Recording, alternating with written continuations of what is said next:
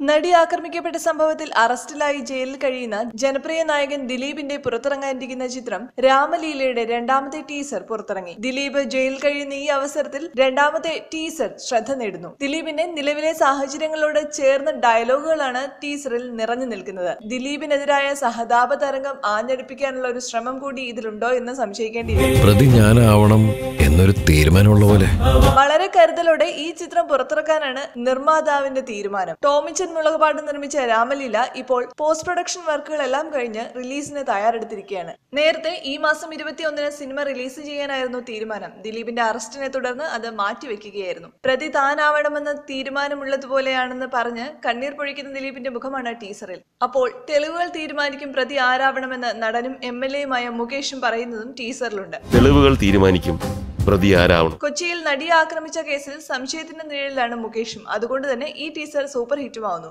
ഇപ്പോഴത്തെ പ്രതിസന്ധിയിൽ ദിലീപിന് പറയാനുള്ളത് പറയുന്നത് പോലെയാണ് ടീസർ. വൻ വിജയമായ പുലിമുരുകന് ശേഷം മുളകുപാടം ഫിലിംസിന്റെ ബാനറിൽ ടോമിച്ചൻ മുളകുപാടം നിർമ്മിക്കുന്ന പൊളിറ്റിക്കൽ ത്രില്ലറിന്റെ രചന നിർവഹിച്ചിരിക്കുന്നത് സച്ചിയാണ്. നവാഗതനായ അരുൺ ഗോപി സംവിധാനം ചെയ്യുന്ന ചിത്രത്തിൽ രാമനുണ്ണി എന്ന രാഷ്ട്രീയക്കാരനായിട്ടാണ് ദിലീപ് എത്തുന്നത്. രാമനുണ്ണിയുടെ കുടുംബകാര്യങ്ങളും രാഷ്ട്രീയ പ്രവർത്തനങ്ങളും നർമ്മത്തിൽ ചാലിച്ചാണ് സംവിധായകൻ ചിത്രത്തിൽ പറയാൻ ശ്രമിച്ചിരിക്കുന്നത്. കട്ടപ്പന ഹൃതിക് റോഷൻ, ഒരേ മുഖം തുടങ്ങിയ സിനിമകളിലൂടെ മലയാളികളുടെ പ്രിയങ്കരിയായി മാറിയ പ്രയാഗ മാർട്ടിനാണ് നായിക. മുകേഷ്, സിദ്ദിഖ്, വിജയരാഘവൻ, കലാഭവൻ ഷാജോൺ, സുരേഷ് കൃഷ്ണ, അനിൽ മുരളി, ശ്രീജിത്ത് രവി തുടങ്ങിയ ഒരു വലിയ താരനിര തന്നെയാണ് ചിത്രത്തിൽ അണിനിരക്കുന്നത്. രാധിക ശരത് കുമാർ, രഞ്ജി പണിക്കർ എന്നിവരും പ്രധാന കഥാപാത്രങ്ങളെ അവതരിപ്പിക്കും.